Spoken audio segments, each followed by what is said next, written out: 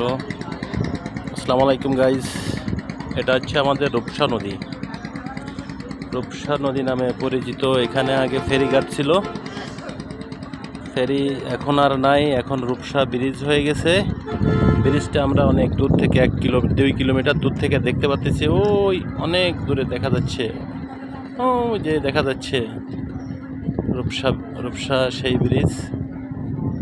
এইগুলো সব মাছ কোম্পানি, এখানে চিংড়ি মাছ সব প্রসেসিং হয়ে বিদেশে চলে যায়।